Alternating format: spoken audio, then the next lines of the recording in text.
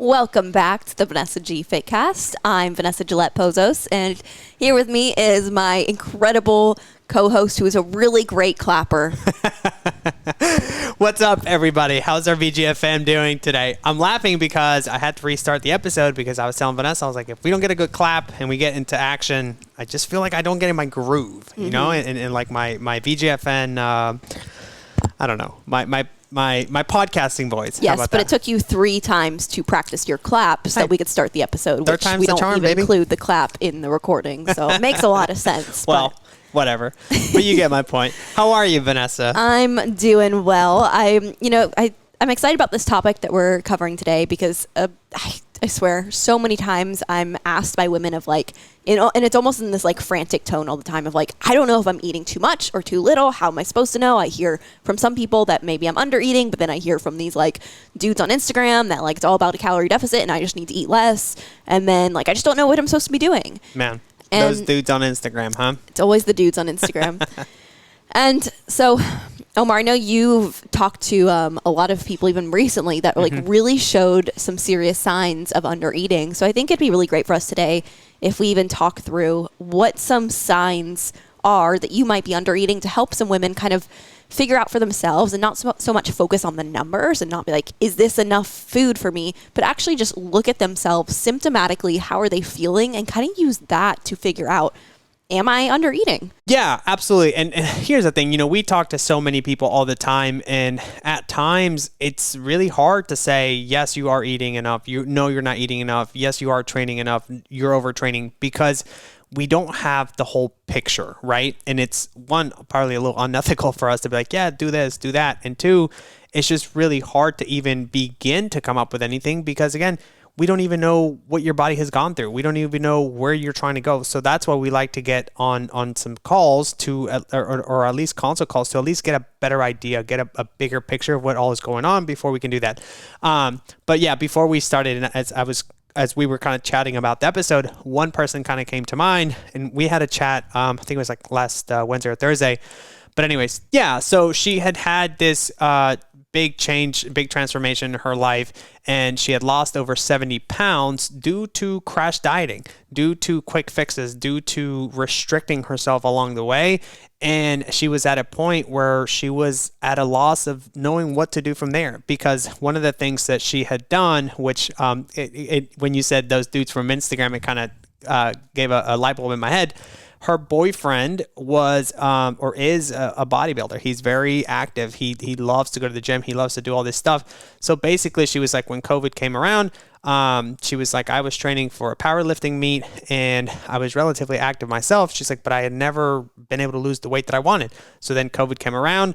The gym's closed. She's like, I had no access to anything. I had no access to trainers. She's like, so basically I started training like my boyfriend did, and I started eating just like what he did. And for him, it was chicken, broccoli, and rice. And she's like, I lost a ton of weight. She's like, but now I don't know where to go from here, because one, she's like, I am eating, I think she's eating, I want to say like 1,200 calories. And she's like, I have not seen the scale move. I have not seen any physical changes in about 2-3 months now. And the worst part of it all is she's like, I cannot get myself to train because I keep getting injured over and over and over. She's like, it started with like joint pains, knee pains. She's like, then I just don't feel recovered. And she's like, I'll sleep 8, 9, 10 hours a day. She's like, and it doesn't matter what I do. I have brain fog. I feel fatigued. I feel lethargic. She's like, my body is just not responding to anything I do. And on top of that, this poor girl is working a full-time job. She's going to grad school, and she's training, I think she said 3 to 4 times a week, doing like heavy powerlifting stuff, strength training, and her body is just not moving, not responding to anything that she does. So she's like, and at this point, she's like, I'm working with a trainer. She's like, and this is the crazy thing, which I think, I don't know if I shared this with you, babe, but when she told her trainer this, she's like, why am I not seeing the changes? Her trainer's response was, let's go vegan. Let's go. Maybe your body's just not processing protein enough. So she's like, let's just forget about protein. Let's just go vegan and try that route. So she was like, yeah. So she's like, either you guys can, help me or give me some pointers, or I'm just going to go vegan. She's like, because I've tried it all. And at that point I was like, oh my gosh, I was like, let's get on a call, get some more information, really get the full picture of what's currently going on so that I can see how we can best help. And long story short, we kind of helped her along the way, but it's just those same symptoms, a lot of those same habits, a lot of those same approaches that we keep seeing over and over. And people get to a point where like, where do I go from here? And if this sounds remotely like anything that you've done out there to our listeners, listen up, because I think you're going to break this down really well as to, one, why the things that you're doing aren't working. And then number two, what do we actually need to do from here so that we can actually get our body to respond? Yeah. Does that make sense? Yeah. And it's one of those things where I think some people might be like, wow, like this person, lost 70 pounds and like pretty quickly, like that's amazing. Like, what did she do? I want to do that too. Right. A lot of people like mistakenly look at just the weight loss and they think, wow, that's a really great thing. And while in some situations that can be a great thing, the way that we do it is so important, because in this instance, it became a very unhealthy thing for her, where her body is now experiencing a lot of symptoms of some serious health issues on the inside that are going to, if she doesn't take care of these things, cause her to very quickly gain the weight back and not be able to lose any more weight at all going forward. And the other problem there too was one of the things that she needed help with is she's starting to have a bad relationship with food, because when she feels so restricted throughout the week, she kind of goes on the weekends where she's just like, screw this. If it's not going to work, then why am I putting myself through this? So now we're kind of starting to binge on the weekends, overeat on the weekends. And no matter what she's doing, it's just not working. So she's just at a point where like, she's like, is there something wrong with me? Is my body not like, can I just not do this? Do I not have the motivation? So you start to question every single little thing that you do. Yeah. And I want to say too, like if, the girl we're describing here, if she's listening to this and maybe she's self-identifying, like, oh my gosh, that was me.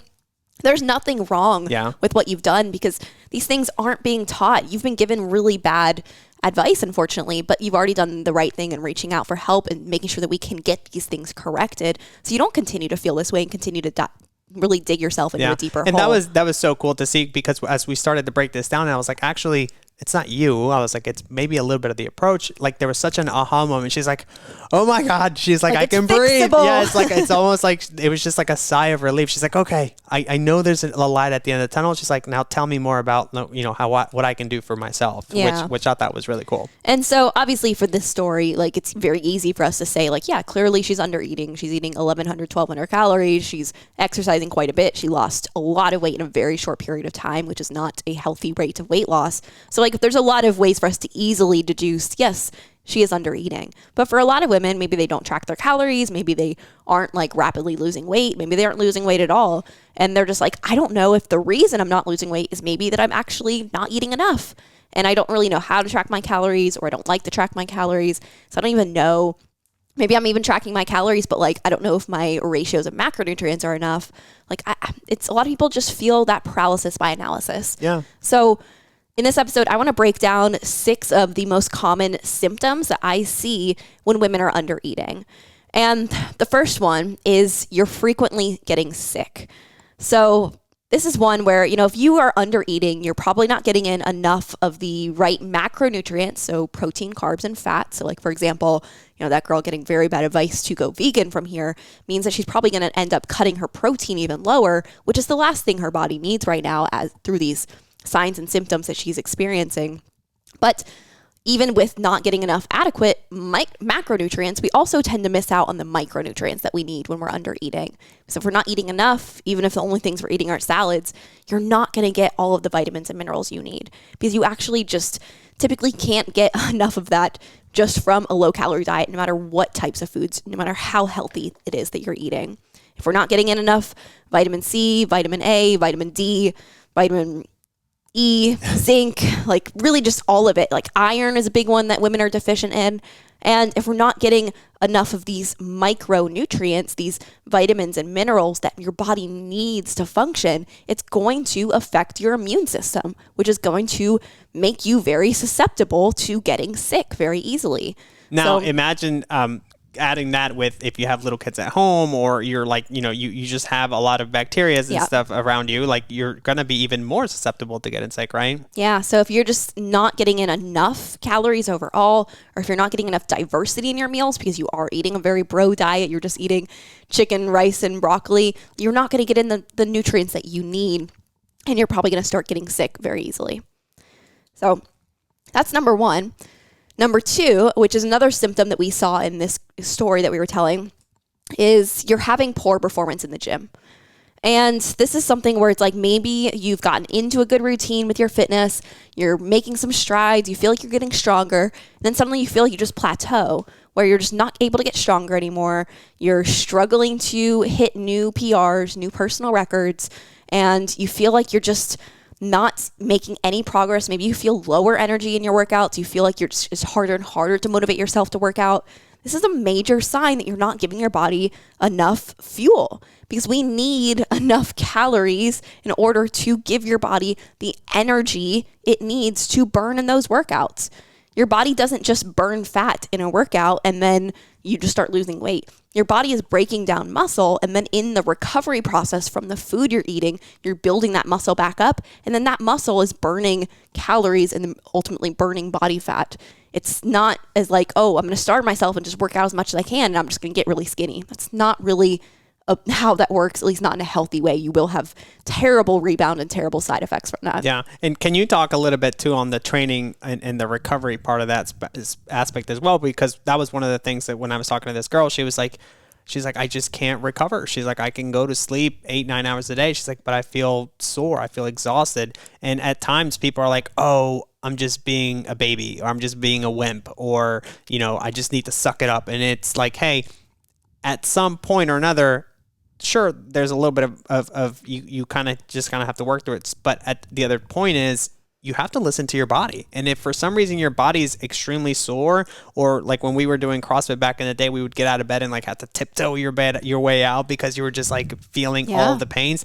That's a telltale sign that something is going on to where you're just not recovering properly, right? Exactly. Because if we go down that path of now we're chronically under recovered because we're not giving our body enough fuel to recover from our workouts, we're not fueling our workouts properly, then that's going to lead to actually symptom number 3, which is you're frequently getting injured.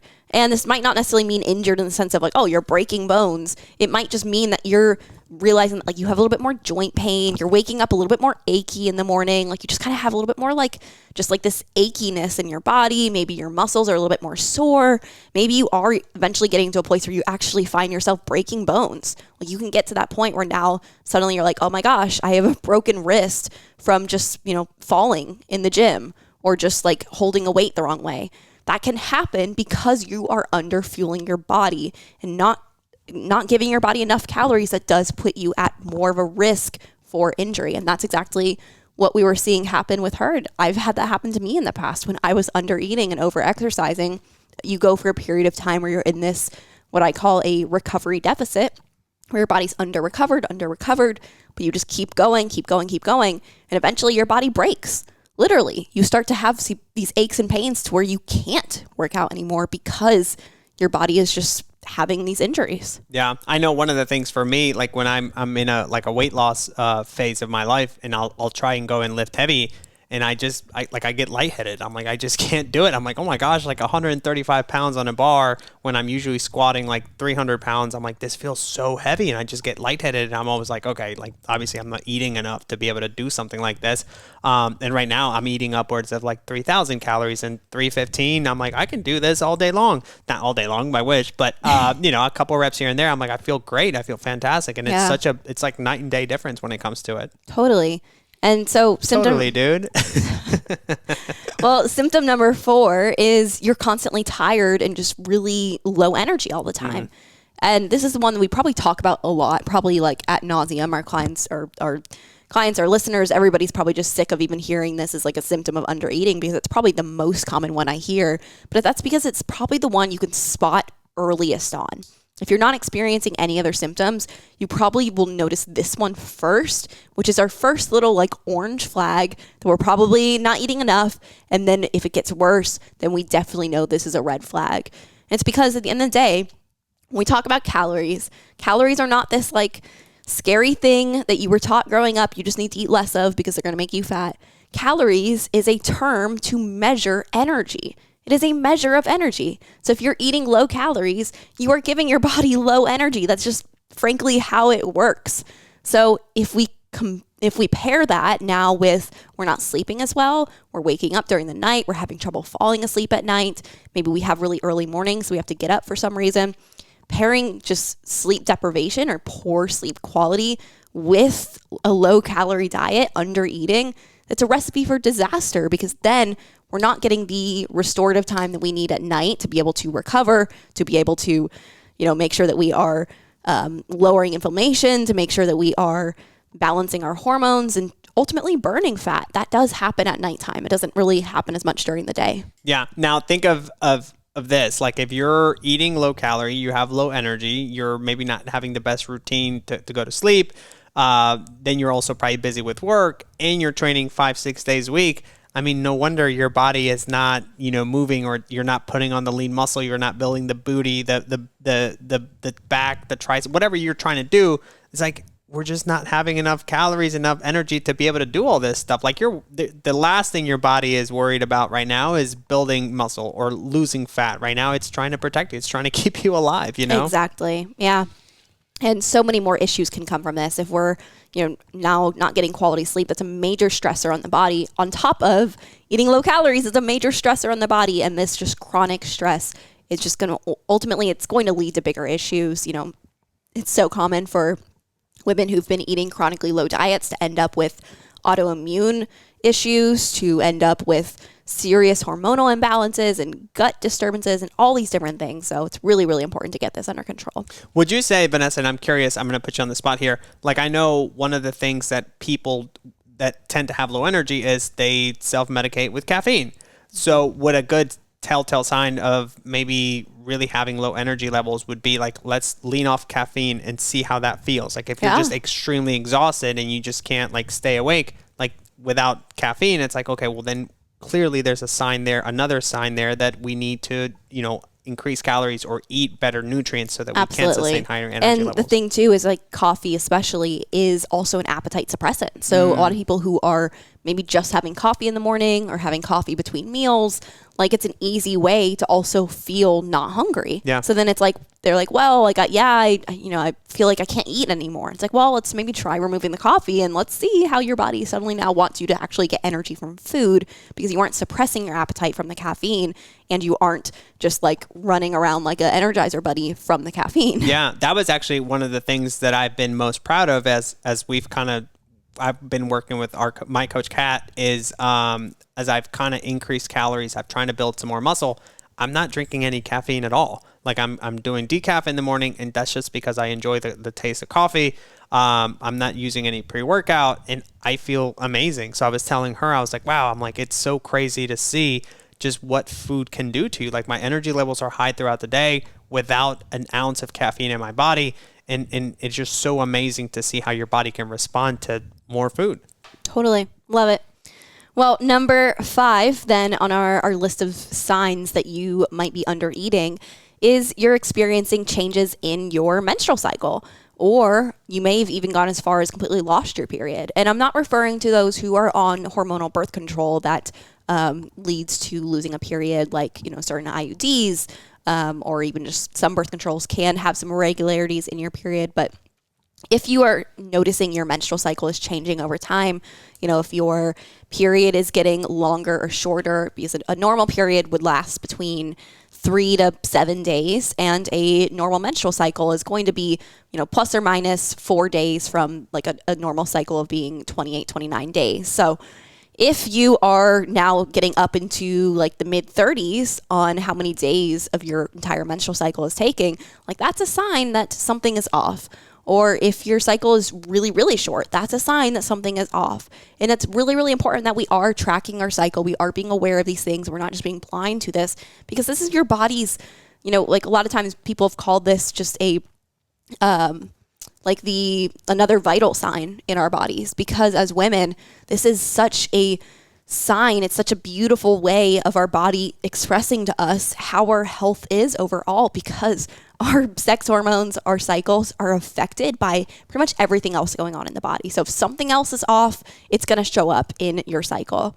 So that's a very, very easy sign to see that things are off. And I know with, the story we were talking about of the sweet girl who has lost weight all too quickly from a very low calorie diet. She also, I think I remember you saying that she had gotten off birth control only shortly before she really started that weight loss journey.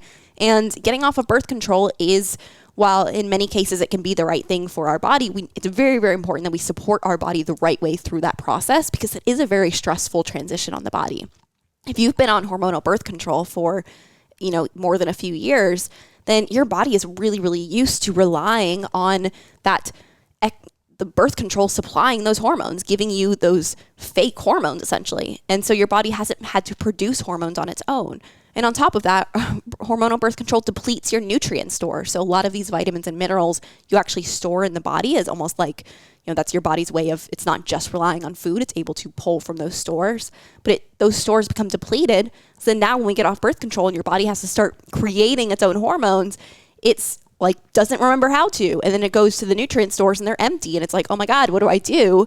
And you're meanwhile eating this low calorie diet, you're not refilling those nutrient stores. It's only going to get worse and worse. And it can lead to tons of other issues. So it's really, really important to take these things seriously. I don't have much to add to that one. I think I kind of covered that one. Well, number 6, and this is another one that I think is probably one of the most common ones I see. And it's one of the easiest ones to kind of spot within yourself if you suspect maybe I am under eating. And this is, you might be having just food obsessive thoughts all of the time. And it's hard to even really describe like exactly what this looks like, because it can look differently in different people. But if you're finding that like you eat your meal and then you're already thinking about your next meal, like you're going through work and you're just like constantly thinking about food, and you see somebody else eating and it feels triggering for you. Maybe you're like, oh my God, they're eating pizza. I can't eat pizza. That's bad. And like these types of just thoughts around food that are clearly not very healthy, not very balanced, and just exhibiting a healthy relationship with food. If you're having these thoughts, then it might be a sign that you're not eating enough. And I know for myself in the past, when I've been on very low calorie diets and, when I've gone through these things myself, I would even find that I would start having dreams about food. Really? Oh yeah. I would have dreams of like somebody's eating ice cream and they offer me the ice cream and I really want the ice cream, but I just can't get it. And it's like in the dream, I'm like chasing the ice cream everywhere. Yeah. Or just crazy things. Funny. And it is funny, like we can laugh at it, but it's also a reality of like, these are things to notice and not just be like, haha, that's weird. I had a dream last night about ice cream. Let's maybe think about that a little bit. Like maybe your body's trying to tell you something, that it feels restricted, that it's seeking these really easy sources of nutrients. It's why our cravings increase when we're also under eating. It's because your body knows, well, I could eat that, salad over there, which is very low calorie, or I could eat that ice cream, which is very calorie dense and will just supply me with like sugars very quickly to help me feel better right away. Yeah. One of the things I start doing when I'm in like a calorie cut or I'm trying to lose weight is I like right off the bat, before I even go to eat anything, I look at the food label and I'm like, all right, how many calories is this? Or like I just instinctively, I'm like, all right, how many grams of fat is this? How many grams of carbs is this? Because I'm like, I'm constantly looking at, what is it that, going to provide me the least amount of calories, but be like the biggest, most filling meal for me. And that's where like my mind starts to go. And then after a while, I'm like, okay, this is not a healthy way to look at things, because food is just food, right? Yep. And when I start to kind of go down that rabbit hole, I start to step back. I'm like, okay, maybe it's time to either increase calories or just kind of work other ways so that we don't have to develop this unhealthy relationship with food. Because at the end of the day, and this is something I always like to ask people, I'm like, when they tell me, I'm like, I can't stick to my diet. It's just so strict. It's just so hard. Like, I just have no motivation. I'm like, well, let's think of it this way. Do you think that maybe the reason you can't stick to your diet, or maybe the reason you can't, follow things to 100% or be adherent, it's not because you lack motivation or you lack willpower? Maybe it's because the approach that we're doing is too restrictive, or it's just not sustainable to your daily lifestyle and what you're currently doing. And then it like half the time, people are like, oh my gosh, like, yeah, maybe that's what it is. And I'm like 100%, because if you can't do this sustainably and do it forever, then you're never going to be able to do it, to be able to help you get to where you want to go, you know? Exactly. Yeah. And I know even last night we were talking about how, before you met me, you never even like would My life eat. was terrible. Yeah, exactly. But for another reason your life was terrible was because before you met me, you never would allow yourself to eat like nut butters or oils or different things like that, because you just thought like, oh, fats are bad and I just need to avoid them. And that was, prior to really you having knowledge around nutrition and around the body and health. And you just that was just also because I just didn't like peanut butter. I don't know why, but now I do. Yeah, I did that too. Yeah.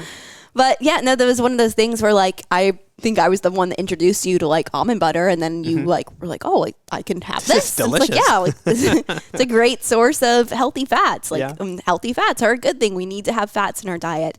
And so it's just one of these things of like, just to even show to everybody that like, you're not alone with being confused around this stuff. We've been there. That's why we're so passionate about teaching on this stuff, because both Omar and I have experienced really almost all of these symptoms that we're talking about, because we have gone through periods of under eating in our past before we understood nutrition. Yeah. And so I want everybody to really hear that and really understand that like, you might look to us now as experts, but we haven't always been experts. We weren't just like born with this knowledge. We weren't taught this magically growing up. We had to teach this to ourselves, and we had to get the proper mentorship and coaching to be taught these things. So it's okay if you're struggling. It's okay if you're under eating right now. It's okay if you don't know how to best fuel your body.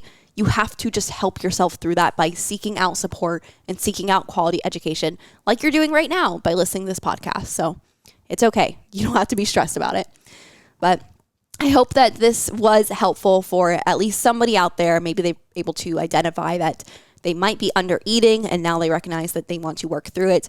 And if that is you, we have trainings in our free Facebook group, which is linked in the show notes, which will teach you how to actually go through the process of eating more food. Just go into the Facebook group, shoot me a message, and I can make sure that we get you the right video and right training for that. Yeah. And oh my gosh, the weekly trainings that the coaches do in there, people half the time are always like, I love the replay. Like, I want to see this. I want to see this video again, because they're just so helpful. And you can always pop in there, ask questions in the comments as they're going live. And from what I've seen, it's just been so helpful for everybody. So if you guys aren't in the Facebook group, you're missing out. Join now, so you can take advantage of these things. Honestly, and I'm not just saying this because it's our group, like I really don't know of any other groups that like you can just get free coaching from a team of expert coaches for just completely for free, just by being in the group. So if you're not in it, there's really no reason not to be in it.